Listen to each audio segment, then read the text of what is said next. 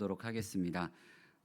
어젯밤만 하더라도 24년이었는데 오늘 눈 잠깐 감았다 떴더니 아니죠. 어제 교회 있다가 나오니까 25년이 되었습니다. 그래서 25년에는 우리 성도님들이 하나님 안에서 부어주신 축복을 마음껏 누릴 수 있는 믿음을 가지시기를 바랍니다. 그래서 옆에 있는 분들과 올 한 해 하나님이 주신 축복을 많이 누리라는 의미로 새해 복 많이 누리세요라고 인사하도록 하겠습니다. 새해 복 많이 누리세요. 네, 어쩌다 새해 첫날 첫 설교를 제가 하게 되었습니다. 좀 어떤 말씀을 준비할까 좀 많은 고민도 하는 가운데 있었는데 이제 24년을 돌아보았습니다. 저에게 있어서 24년을 돌아보았을 때 무엇보다도 하나님이 주신 많은 은혜가 부어졌던 시간이기도 했고요. 또 제 스스로도 한 사람으로서 그리고 또 한 명의 그리스도인으로서도 성장할 수 있는 시간이었습니다.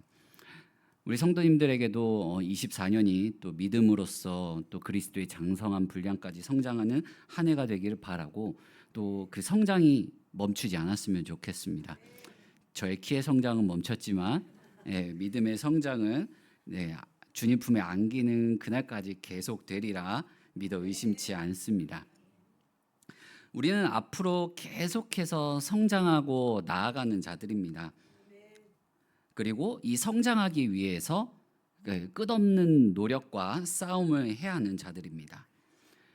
근데 그리스도인이 성장하는 데 있어서 싸움은요, 믿음으로서만 성장하려고 싸우는 것이 아닙니다. 그리스도인은 전인격적인 면에서 성장해 나가는 사람입니다. 이게 성품이든 내가 하고 있는 일이든 모든 면에서 말입니다. 특히나 우리 그리스도인은 이렇게 성장해 나가면서 우리가 거룩하신 하나님의 백성이라는 것을 보여줘야 되는데 그것을 판단하기 위한 객관적인 나에 대한 이런 판단과 자아 성찰이 필요합니다. 왜냐하면 우리는 우리 자신에게 너무나도 관대하기 때문에 그래요. 저도 오늘 아침에 일어나서 설교를 준비하다가 이제 밥을 먹고 잠깐 앉아 있다가 잠에 들었는데 일어나기 싫더라고요. 일어나기가 너무 이제 싫었습니다. 그런 제 자신을 보면서도 오늘 말씀을 비추면서 좀 더 저를 채찍질하게 되었습니다. 그래서 이 모습이 우리에게 모두가 다 믿음으로써 또 전인격적으로 스스로 좀 채찍질하면서 더 멋진 하나님의 백성으로 25년에는 성장해 나가길 바랍니다. 그 중심에는 예배가 있습니다. 오늘 우리가 읽은 본문 말씀은 성경의 첫 번째로 기록된 예배에 대한 말씀입니다.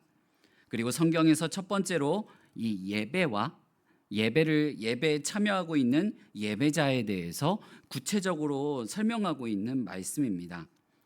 이 첫 번째로 성경에 기록된 이 예배에 대한 말씀이 아담과 하와가 하나님 앞에 범죄하고 난 바로 그 다음에 기록되어 있는 점에서는 우리에게 피부로 많이 와닿는 점이 있습니다. 뭘까요? 우리는 오늘 이 시간 예배 자리에 나오기까지도 죄를 범하고 왔습니다. 오늘 하루 속에서도 죄를 범하고 예배 자리에 나왔고 또 이 예배당에 교회에 들어오기 전까지만 하더라도 예배 시작 전에 죄를 범하고 오기도 합니다. 그런 죄를 범하는 우리가 예배 자리에 왔다라는 것, 그거는 하나님께서 우리를 예배 자리로 초청해 주시고 또한 이 예배를 통해서 우리에게 뜻하신 바가 있기 때문에 그렇습니다. 이 시간에도 수많은 교회와 수많은 성도들이 예배의 자리에 참여합니다. 하지만 하나님이 보시기에 이 마음과 뜻과 정성과 힘을 다해서 예배의 자리에 참여하는 사람이 있는가 하면 그렇지 않은 사람도 있다라는 사실을 우리는 기억해야만 합니다. 설령 그렇다 하더라도 하나님은 그 사람들을 계속해서 예배의 자리로 초청하십니다. 오늘 본문 말씀을 간단하게 정리하자면 가인과 아벨이 하나님 앞에 제사를 드렸지만 하나님께서 아벨의 제사는 받으셨고 가인의 제사는 받지 않으셨습니다. 이 일로 가인이 막 안색이 변하고 분노하여서 자기 동생을 죽이고 최초의 살인자가 되면서 하나님의 심판을 받게 됩니다. 오늘 말씀을 통해서 이렇게 보게 되면 우리 자신도 보게 됩니다. 우리 자신을 보게 된다면 이제 더 하나님 앞에 나아갈 수 있는 방법들을 깨우치고 배워서 하나님 앞에 더 아름다운 예배를 드려야만 합니다. 우리가 그 예배의 단을 쌓아가는 2025년이 되기를 바랍니다. 하나님이 기뻐하시고 받으실 만한 이 아름다운 예배를 위하여 우리가 첫 번째로 기억해야 될 건 뭐냐면요, 하나님의 문화 명령입니다. 하나님의 문화 명령이 무엇입니까? 창세기 1장 28절에 기록된 생육하고 번성하여 땅에 충만하라, 땅을 정복하라, 바다의 물고기와 하늘의 새와 땅에 움직이는 모든 생물을 다스리라 라는 명령입니다. 아담과 하와가 범죄해서 에덴 동산에서 쫓겨났음에도 불구하고요, 하나님의 문화 명령은 이 자손들에게도 그대로 계속 이루어집니다. 그게 가인과 아벨을 통해서도 보여져요. 가인은 계속해서 땅을 경작해 나가고 있고요, 아벨은 이 짐승들을 목축하면서 키워 나가고 있습니다. 범죄의 현장에 있었음에도, 죄악을 범했음에도 불구하고 하나님의 문화 명령은 계속해서 이어지고 있다는 겁니다. 이 말씀은 오늘날 우리에게도 그대로 적용이 됩니다. 내가 어디에 있든지 무엇을 하든지 이 하나님의 문화 명령은 내 삶 속에, 내일의 삶 속에서도 계속해서 이어지고 흘러간다는 겁니다. 여러분이 하나님께 참된 예배자로 세워지길 바란다면 우리의 일상 속에서 이 하나님의 문화 명령을 최선을 다해 이뤄나가는 삶을 살아야 합니다. 하나님 앞에 마음과 뜻과 정성 그리고 힘을 다하는 예배를 준비하는 일로, 예배에 참여하는 일로 끝나는 것이 아니라 나에게 매일같이 주어진 일상을 살아낼 때, 하나님의 말씀을 기억하면서 살아낼 때 이루어진다라는 사실을 꼭 기억해야만 합니다. 가인과 아벨은 모두 하나님의 문화 명령을 기억하고 삶 속에서 이루어 갔습니다.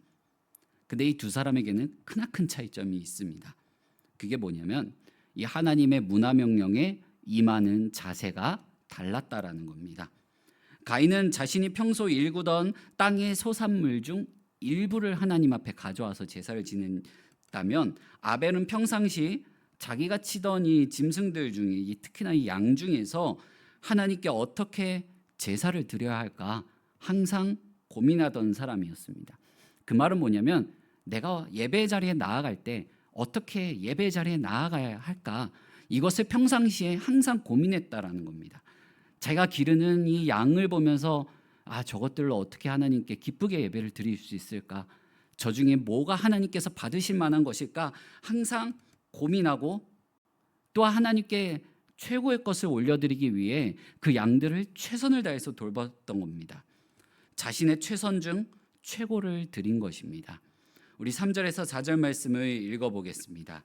세월이 지난 후에 가인은 땅의 소산으로 제물을 삼아 여호와께 드렸고, 아벨은 자기도 양의 첫 새끼와 그 기름으로 드렸더니 여호와께서 아벨과 그의 제물을 받으셨으나 라고 말씀합니다.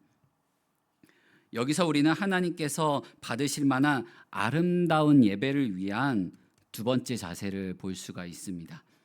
두 번째 자세는 뭐냐면 최고를 위해 최선을 다하고 내가 최선을 다했던 것 중에서 최고를 하나님 앞에 드리는 겁니다. 최선으로 우리는 하나님 앞에 최고의 것을 드려야 합니다. 가인과 아벨 두 사람이 일상 속에서 하나님의 문화 명령에 어떤 자세로 임했는지에 따라 제사의 결과도 달라졌습니다. 이 말은 평상시에도 하나님 앞에 예배드리는 기본 자세가 습관화되어야 한다는 뜻입니다. 예배 때만 내가 이 시간에만 신령과 진정으로 참여해야지 한다고 해서 하나님께서 받으실 만한 아름다운 예배를 올려드릴 수 없습니다. 운동선수들이 이 4년에 한 번 열리는 이 올림픽 경기, 이 올림픽 당일에만 열심히 한다고 해서 그 좋은 결과를 얻을 수가 없습니다. 매일같이 훈련하고 연습하는 이유가 바로 여기에 있습니다. 공부도 마찬가지입니다. 시험 기간에만 공부한다고 해서 수능 점수가 잘 나올 리가 없습니다. 평상시에 하나하나 쌓아 올렸던 것들이 중요한 순간에 빛을 발하는 것입니다. 예배도 마찬가지입니다. 평상시 예배의 단을 쌓아야만 예배의 순간, 예배 시간에 하나님 앞에 마음과 뜻과 정성을 다하여 하나님께서 받으실 만한 아름다운 예배를 드릴 수 있습니다. 여기서 조금 더 나아가서 한 사람의 예배자로 보면은 우리에게 각자에 맡겨진 삶이 있습니다. 또 우리 교회에서 맡겨진 각자의 사역이 있습니다. 각자의 직분이 있습니다. 여기에 맞춰 우리는 내가 서 있는 자리에서 나에게 맡겨진 것에서 예배의 단을 하나하나 쌓아가야만 합니다.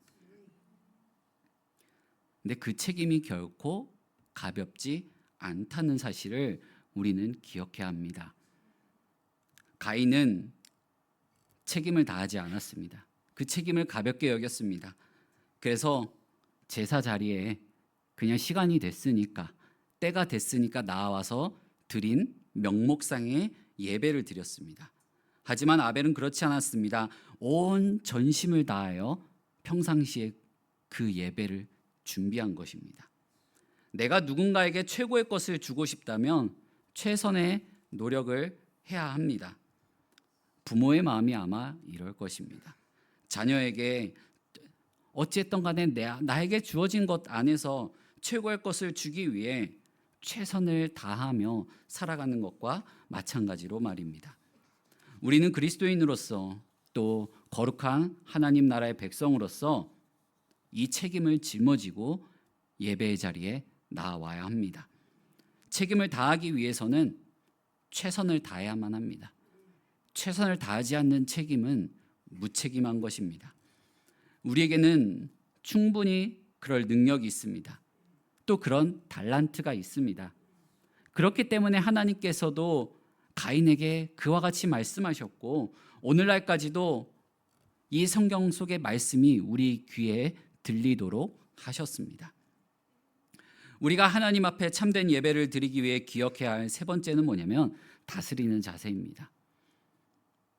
가인은 자신의 제사가 하나님 앞에 받아들여지지 않자 안색이 급변합니다. 안색이 급변한 가인에게 하나님께서 말씀하십니다. 여호와께서 가인에게 이르시되 내가 분하여 함은 어찌 됨이며 안색이 변함은 어찌 됨이냐라고 물으십니다. 성경에는 몹시 분했다고 기록되어 있지만 정확하게는 가인이 자기가 한 일이 뭔가 인정받지 않자 굉장히 의기소침해져 가지고 침울한 가운데 빠져서 이 고개를 푹 숙이고 있는 겁니다. 제가 이전에 이제 유치부 사역을 할 때 유치부 애들을 이제 가르치면서 보니까 얘네들이 떼쓴 대로 뭔가 들어주지 않으면 입을 대빨 내밀고요, 고개를 푹 숙이고 있습니다. 뭔가 자기도 인정받고 예쁨 받고 싶었는데 그렇게 인정받지 않았다는 사실에 이제 의기소침한 거죠. 근데 그게 계속되잖아요. 얘네들이 화를 냅니다. 지금 가인이 바로 그런 상황에 놓여 있다고 보시면 됩니다. 한마디로 가인은 자신의 예배가 인정받지 않자 굉장히 침울해하고 의기소침에 빠져 있는 겁니다. 그렇게 침울해 있는 가인에게 하나님이 다가오셔서 가인아 왜 그렇게 침울해져 있냐라고 물으시면서 앞으로 가인이 나아가야 할 방향을 알려주십니다. 7절 말씀을 보면 내가 선을 행하면 어찌 낯을 들지 못하겠느냐, 선을 행하지 아니하면 죄가 문에 엎드려 있느니라. 죄가 너를 원하나 너는 죄를 다스릴지니라 라고 말씀합니다. 가인은 하나님께서 자신의 예배를 받지 않자 나의 예배가 실패했다라고 여겼습니다. 그런 가인에게 하나님은 앞으로 예배드리는 방법과 자세와 마음가짐에 대해서 알려주십니다. 선을 행하라는 겁니다. 평상시에도 예배단을 쌓으라는 겁니다. 평상시에도 예배단을 쌓아가도록 나를 향하여 얼굴을 들라는 겁니다. 지금 예배가 못 받아줘도 괜찮으니까 이제 얼굴을 들고 날 봐라. 이제 앞으로 날 바라보면서 살아가면 되지 않겠냐 라고 말씀하시는 겁니다. 하나님께서 이 그냥 명목상 예배를 드렸던 가인을 다시 예배 자리로 초청하면서 우리 다시 한번 예배 드려보자. 우리 다시 한번 더 신령과 진정으로 이 마음을 다해서 한번 예배 자리에 나아가보자 라고 하나님께서 초청하고 계시는 겁니다. 오늘날 우리는 이와 같은 모습들을 많이 보기도 하고 또한 때로는 그런 가인과 같은 모습에 있는 사람들을 내버려 둘 때도 있습니다. 왜요? 뭔가 내가 그 사람의 권리나 개인의 시간을 침해한다라고 여기기 때문에 그렇습니다. 하지만 우리는 그러지 말아야 합니다. 오늘날 우리는 자비라는 이름으로 이 개인의 프라이버시, 인권을 존중한다는 이유만으로 한 사람의 믿음의 성장을 그냥 방관하거나 방해하고 있지는 않은지 돌아보아야만 합니다. 만약 우리 생각입니다. 하나님이 가인의 분함에도 우리 기준으로 자비를 베푸셔서 가인아 많이 속상했구나 괜찮아 하고 여기서 끝났다면 그건 하나님의 사랑이 아닙니다. 하나님의 자비하심이 아닙니다. 이건 단지 자비라는 이름으로 상대방에게 미움을 사지 않으려는 회피수단입니다. 하지만 하나님은 그러지 않으셨습니다. 가인에게 이 속상해하고 있는 가인에게 너 왜 이렇게 침울했냐 얘기하면서 나아갈 방향을 제시해 주십니다. 그리고 하나님이 가르쳐 주신 것을 배울 것을 요청합니다. 명령하십니다. 그래서 하나님 앞에 책임 있는 한 사람으로서 이 가인이 서길 바라셨습니다. 예배 앞에 하나님 앞에 책임감을 가진 삶을 살도록 이 가인이 성장하기를 바라셨습니다. 그 책임을 지는 길로 나아가기에 바라셨던 겁니다. 하지만 여전히 가인은 실패합니다. 그 길은 가인만 실패한 게 아니라 우리도 항상 실패하는 길입니다. 그 실패하는 길을 성공의 길로 나아가는 모습이 뭔지 알려주기 위해 예수님이 이 땅에 오셨습니다.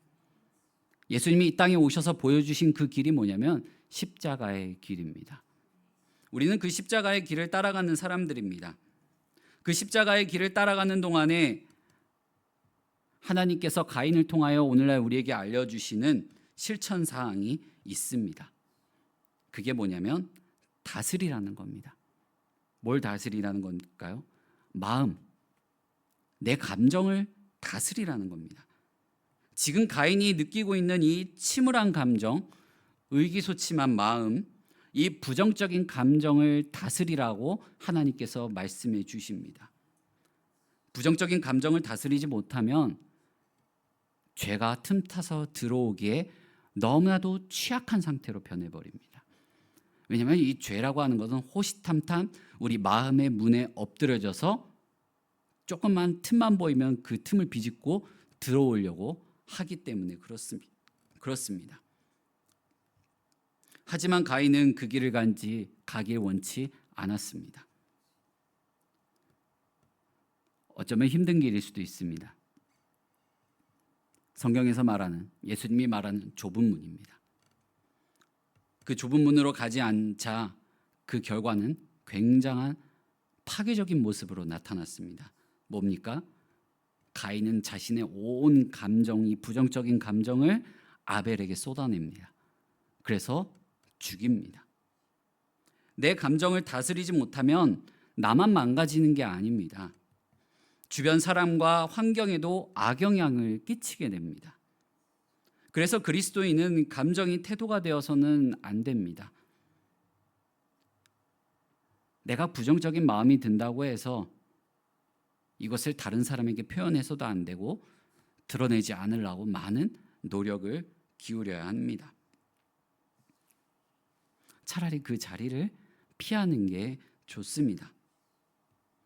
만약에 내가 그 감정을 다스리지 못해서 그게 얼굴로 드러나고 뭔가 내 행동에서 표현되려고 한다면 그 모습을 보고 다른 이들이 시험에 빠질 수도 있습니다. 하지만 우리는 그러면 안 됩니다. 왜냐하면 내가 감정을 표현해서 상처 입히고 시험에 들게 만드는 옆에 있는 지체는 하나님의 형상이기 때문에 그렇습니다. 그리고 그 하나님의 형상으로 지음받은 우리는 주님 안에서 한 몸이 되었기 때문에 더욱 그렇습니다. 만일 마음과 감정을 다스리지 못하면 예배에 실패할 확률이 굉장하게 높아집니다. 더 나아가 삶에서 예배가 무너져 내리게 됩니다. 근데 그 예배가 무너져 내린 모습은 내 주변에 있는 사람들에게 악영향을 끼칩니다. 그렇기에 더욱더 우리는 하나님 앞에 더 아름다운 예배를 드리기 위해 나의 예배의 단을 쌓아가기 위하여 여전히 얼굴을 들고 하나님을 향하여 하나님을 의지해야 합니다. 그 모습이 우리에게 필요합니다. 하나님은 지금 가인에게 하시는 말씀은 죄를 다스릴 수 있다라는 약속과 죄를 반드시 다스리라는 명령이자 죄를 너는 한번 다스려 봐라, 노력해 봐라라는 권면입니다. 이 모든 선택권이 가인의 의지에 달려 있습니다. 하나님은 평상시 예배의 삶을 살지 못한 가인의 죄를 들추는 게 아닙니다. 들춰가지고 부끄러움을 느끼게 만든 것이 아닙니다. 가인이 예배자의 삶을 살도록 그 길을 인도해 주십니다. 가인이 하나님의 인도하심을 따라 이 마음과 감정을 다스렸다면 다시 한 번 더 예배 자리로 나아갔을 겁니다. 얼굴을 들고 하나님을 바라봤을 것입니다. 얼굴을 들고 하나님을 바라봤다면 하나님과 또다시 교제를 나누며 살아갈 수 있었을 겁니다. 가인에게는 그렇게 할 수 있는 능력이 있었기 때문에 하나님께서 이와 같은 권면의 말씀들을, 가르침을 주신 것입니다. 우리에게도 그럴 능력이 있기에 오늘 이 말씀이 우리 귀에 들려지고 있는 것입니다. 성경에서 이 마음을 다스리는 열매를 성령의 열매라고 말합니다. 사랑과 희락과 화평과 오래 참음과 자비와 양성과 충성과 온유와 절제. 이 성령의 열매들을 말하고 나서 그 뒤에 뭐라고 말씀하냐면 갈라디아서 5장 25절에서 26절 말씀을 함께 읽어보겠습니다. 만일 우리가 성령으로 살면 또한 성령으로 행할지니 헛된 영광을 구하여 서로 노엽게 하거나 서로 투기하지 말지니라. 아멘. 뭐라고요? 우리가 성령으로 살면, 성령으로 행하면, 하나님의 말씀대로 내 마음과 감정을 다스리려면 성령님을 의지해야 합니다. 그렇지 않으면 또 실패합니다. 문제는 뭐냐면 가인은 그럴 시도조차 하지 않았다라는 겁니다. 하나님의 사랑이 담긴 권면도 그 말씀도 저버렸습니다. 하나님의 말씀을 저버린 가인은 하나님의 형상도 저버려서 자기 동생 아벨을 죽입니다. 하나님의 형상을 굉장히 심각하게 훼손시켜 최초의 살인자가 되어버립니다. 그래서 그리스도인은 마음과 감정을 잘 다스려야 합니다. 성령님을 의지하여 잘 다스려야만 합니다. 내 마음 가운데 좌정하고 계시는 이 예수 그리스도의 통치하심을 받기 위해 성령님을 의지하면서 나의 죄악과 나의 삶의 모든 것을 다스릴 줄 알아야 합니다.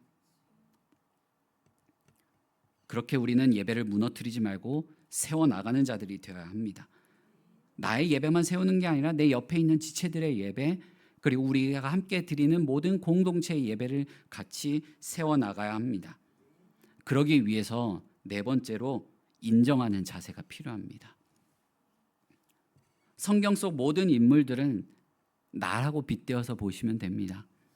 오늘 말씀 속 가인이 바로 나임을 인정해야 합니다. 요한일서 3장 12절 말씀을 보면 이렇게 말씀합니다. 가인같이 하지 말라. 그는 악한 자에게 속하여 그 아우를 죽였으니 어떤 이유로 죽였느냐? 자기의 행위는 악하고 그의 아우의 행위는 의로움이라. 사도 요한이 전해주는 경고는 모든 그리스도인이 가인과 같이 되지 말라는 경고입니다. 그 말은 뭡니까? 우리 모두의 마음속에, 우리 모두의 삶 속에 가인과 같은 모습이 있다라는 겁니다. 그 사실을 인정하고 그와 같이 행하지 말라라는 뜻입니다. 그 사실을 인정하지 않고 난 원래 이런 사람이야, 변화하기를 거부하고 배우기를 거부한다면 삶 속에서 예배가 무너져 내릴 뿐만 아니라 결국 파멸의 길로 치달아 달려가게 됩니다. 그런 모습은 굉장히 이기적이고 자기 중심적인 모습입니다. 그 모습이 가인에게서 너무나도 잘 보여집니다. 근데 이 가인과 같은 모습이 오늘날 세상 풍조입니다. 자기 중심적인 모습을 사람들이 인정해 줍니다. 너는 그런 사람이지. 너의 개성이지. 이해해 줄게. 넌 그런 사람이니까 내가 받아들여 볼게. 이렇게 말을 합니다. 이게 바로 포스트 모더니즘이 지배하는 세상입니다. 자기 중심적인 세상. 우리는 그 가운데 살아가고 있습니다. 근데 그런 세상의 생각과 모습들이 교회 안으로 들어옵니다. 사랑과 이해로 포장되어서 다른 이의 어쩌면 미성숙한 모습을 정당화시키고 그냥 그 모습 그대로 이해해 주려고 합니다. 성장시켜 주려고 하는 책임은 지지 않으려고 합니다. 왜요? 힘들거든요. 왜냐하면 그 일을 하다 보면 많은 잡음이 생길 수도 있거든요. 거기에 최선을 다하여 힘을 쓰기가 힘들어지거든요. 그래서 회피하려고 하는 것입니다. 바로 가인이 여기서 벗어나지 못했습니다. 오늘날 그리스도인에게 있어서 우리가 드리는 예배가 항상 하나님 앞에 올려져 받아들여질 것이라는 생각을 해서는 안 됩니다. 왜요? 그걸 받느냐 마느냐 결정하는 분은 하나님의 주권이거든요. 나의 섬김이 항상 하나님의 나라를 세워나가는 일에 쓰임받고 있다라는 착각도 해서도 안 됩니다. 예배를 받으시고 섬김을 통해 하나님 나라를 일으키시고 일하시는 그 선택권은 오직 하나님에게만 있습니다. 우리는 그 모든 것에 있어서 하나님에게 주장할 수 있는 것이 없습니다. 근데 우리가 그렇게 생각하는 이유가 뭡니까? 우리의 신앙생활을 하나의 시스템으로 생각합니다. 1 더하기 1은 2가 되는 것처럼 말입니다. 하지만 그렇지 않습니다. 만약 그렇게 한다면 그거는 굉장히 나 중심적인 생각입니다. 사람 중심적인 생각입니다. 하지만 성경은 그렇게 얘기하고 있지 않습니다.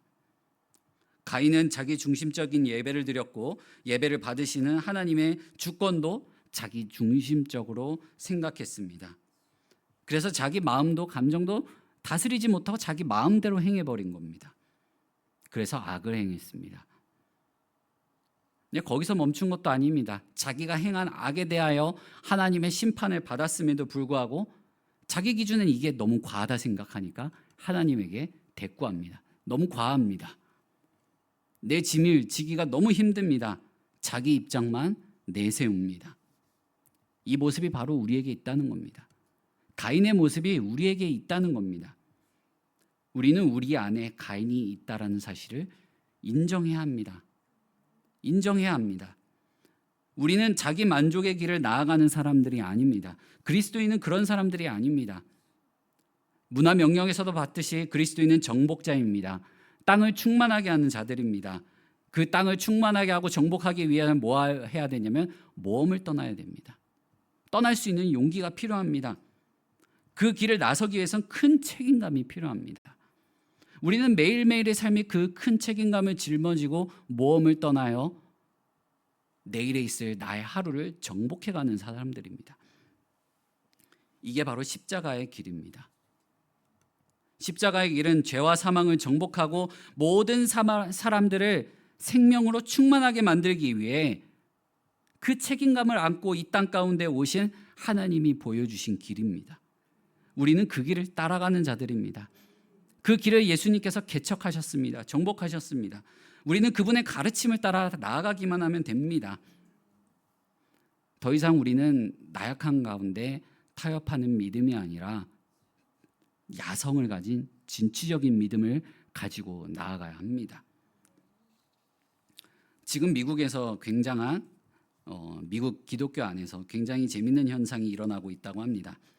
흔히 우리가 얘기하는 이 MZ세대들, 그 중에서도 MZ세대 남성들이 교회로 많이 들어오고 있다고 합니다. 근데 그냥 교회가 아닙니다. 굉장한 전통교회로 이 MZ세대 남성들이 몰려 들어오고 있다고 합니다.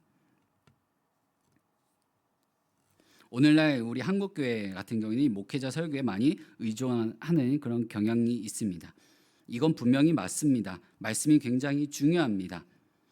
근데 이 미국에서 벌어지고 있는 이 문화 현상, 기독교 안에 벌어지고 있는 현상을 봤을 때 왜 그와 같은 일들이 벌어지는지 알아야 합니다.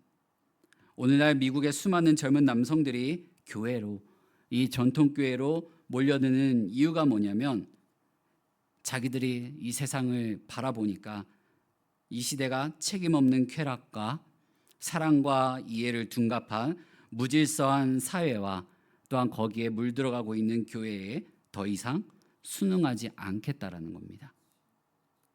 그러면 전통교회는 무엇이기에 글로 몰려드는 것일까요? 전통교회, 특히나 이 흔히 얘기하는 우리가 좀 답답하게 느껴진다 말하는 그런 교회들 안에는요, 교회 안에서 행해지는 말, 언어 표현도 굉장히 이게 통제를 가합니다. 그리고 교회도 굉장히 분위기가 고딩 양식처럼 경건한 분위기를 많이 풍기려고 합니다.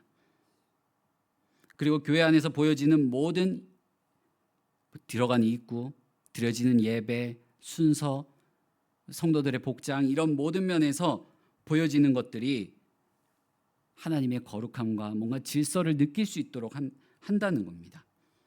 이 모든 것이 아우러진 전통교회 예배에 이 미국의 젊은 남성들이 몰려들고 있다는 겁니다.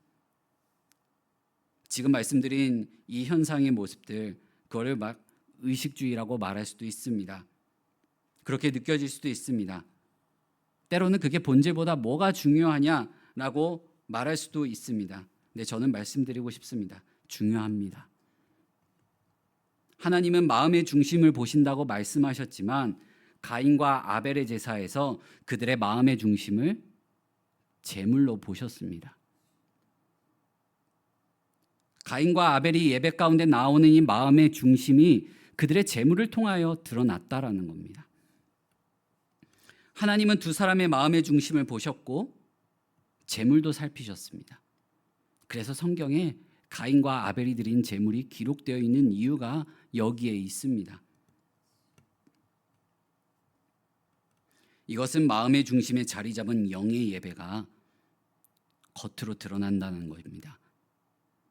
그래서 우리는 성경을 읽을 때나 예배 자리에 참여할 때 배우고자 하는 의지, 어떻게든 더욱더 우리가 우리 교회를, 우리 예배를 더 하나님이 보시기에 아름다운 예배로 바꿔나가겠다라는 이 정복자의 의지를 가지고 나아가야 합니다. 위로가 예배 중에 있다면 그 하나님의 은혜입니다. 마음의 평안함, 사랑하시는 자에게 주신 하나님의 평안함이 임하면 그것도 하나님의 은혜입니다. 하지만 오늘 본문 말씀에서 하나님께서 가인에게 가르쳐 주시고 계시고 또 가인이 하나님의 가르침을 받아들여야 되는 것은 매일의 삶 속에서 책임감을 가지고 예배의 자리를, 예배의 단을 쌓아가는 것입니다. 그 사실을 받아들이고 강한 의지를 갖고 임하라는 겁니다. 왜 가인은 하나님의 가르침을 받아들여야만 할까요? 왜 우리는 이와 같은 예배에 관한 말씀들, 하나님의 백성으로서의 삶의 모습들을 받아들여야만 할까요? 그 이유는 간단합니다. 가인이 살아가는 세상은 에덴 동산이 아니었습니다. 하나님과 함께 아담과 하와가 에덴 동산에 살 때는 그냥 모든 순간이 하나님과 함께 걸어다니는 순간들이었습니다. 교제 나누는 순간들이었습니다. 하지만 나오고 나서부터는 아닙니다. 더 이상의 에덴 동산은 그들에게 없었습니다. 우리도 마찬가지입니다. 우리가 살아가는 세상은 이미 예수님과 함께 천국에 산다라고 말할 수 있지만 여전히 죄악이 넘치는 세상입니다. 우리가 이 땅 가운데 살아가는 삶의 모습은 성막과 함께 광야를 거리는 이스라엘 백성의 모습과 같습니다. 광야를 거니는 이스라엘 백성은 절대적으로 하나님의 말씀에 순종하고 그의 명령을 따라 살아야만 했습니다. 우리도 마찬가지입니다. 아버지의 풍기는 그날까지 가기 전에, 주님이 이 땅 가운데 오시기 전까지 우리는 죄악된 세상을 살아가고 있기에 하나님의 말씀을 배우고 또한 지키며 살아가려고 해야 합니다. 예수님이라는 등불을 마음 가운데 품고 죄악이 도사리고 있는 이 어두운 세상 가운데 나의 발걸음 한 걸음 한 걸음을 예수님이라는 이 등불을 삼아 가지고 살아가려고 하는 그 방법을 배워야 합니다. 이 사실을 깨닫는 것만으로도 우리에게는 정말로 큰 의미가 있습니다. 사랑하는 성도 여러분, 오늘 우리는 가인과 아벨의 모습에서 예배를 위해 갖추어야 할 자세를 배웁니다. 아벨은 하나님 앞에 예배드리기 전부터 매일의 삶 속에 예배의 단을 쌓아갔습니다. 최선을 다해 쌓아갔습니다. 자신의 삶으로 예배를 준비했습니다. 반면에 가인은 명목상 예배, 습관적 예배를 드렸습니다. 그냥 우리 집은 하나님 앞에 예배드리는 집안이니까 나도 그냥 예배 드려야지, 명목상의 예배를 드린 겁니다. 오늘 말씀은 예배에 대한 자세가 겉으로 드러난다라는 사실을 전해주고 있습니다. 하나님께서 가장 기뻐하시는 것은 사람이 준비된 마음으로 자원하는 마음을 통해 예배의 단을 매일같이 쌓아나가 예배의 자리에 나아오는 모습을 바라고 계십니다. 하나님이 가인과 아벨의 재물을 살피시며 그들의 마음의 중심을 살피셨습니다. 예배와 삶, 성김과 삶은 결코 분리될 수 없습니다. 가인처럼 경건의 모양은 있으나 경건의 능력을 부인하는 자가 되지 말아야 합니다. 하나님은 가인에게 너는 예배의 실패자야라고 말하면서 말씀하지 않으셨습니다.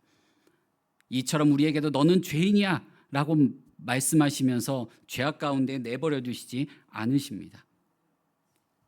골로새서 1장 26절에서 28절에서 29절 말씀을 보면 우리가 글을 전파하여 각 사람을 권하고 모든 지혜로 각 사람을 가르침은 각 사람을 그리스도 안에서 완전한 자로 세우려 함이니 이를 위하여 나도 내 속에서 능력으로 역사하시는 이의 역사를 따라 힘을 다하여 수고하노라. 아멘. 사도 바울도 자기 힘으로 그 길을 나아가지 않았습니다. 내 안에 역사하시는 성령님으로 말미암아 그 길을 나아간 사람입니다. 그 일을 통하여 우리가 나아가야 합니다. 우리가 그 일을 통하여 하는 일을 우선 나를 하나님 앞에 완전한 자로 세우는 것이고 더 나아가 내 옆에 있는 지체를 완전한 자로 세우는 것이고 더욱이 세상 가운데 복음 들고 나아가 아직 예수 그리스도를 만나지 못한 사람들을 초청하여 완전한 자로 세우는 것입니다. 하나님은 우리를 완전한 자로 세우길 원하십니다. 우리에게 하나님의 능력을 가르쳐 주시고 사랑과 절제를 실천한 능력 또한 주셨습니다. 하나님의 사람으로 모든 선한 능력을 갖추도록 오늘도 우리를 예배 자리로 초청하시고 앞으로도 우리를 예배 자리로 초청하실 것입니다. 이 일은 나 혼자만 이루는 것이 아닙니다. 우리 모두의 일입니다. 혼자 잘한다고 일이 이루어지진 않습니다. 우리 다 함께 힘을 내야 합니다. 25년에는 우리가 이 일을 위하여 함께 힘을 내야 합니다. 우리가 25년에 우리 교회 표어가 예수님 이야기를 전파하는 교회입니다. 우리가 전파하는 예수님의 이야기가 경건의 모양만 있는 전도가 되지 않길 바랍니다. 우리가 25년에 행하는 모든 사역과 내게 맡겨진 모든 직분과 사역 가운데 경건의 능력으로 말미암아 경건의 모양으로도 드러나고 하나님 앞에 온전하고 아름다운 예배와 교회로 올려드리기를 간절히 소망합니다. 기도하겠습니다. 이 시간 기도할 때 하나님 25년에 하나님 앞에 더욱더 아름다운 예배자로 서길 원합니다. 하나님 내 힘으로 할 수 없으니 내 안에서 능력으로 역사해 주시는 이 성령님으로 말미암아 내가 예배자로서 더욱더 설 수 있게 해달라고 우리 이 시간 함께 같이 기도하며 나아가겠습니다. 사랑과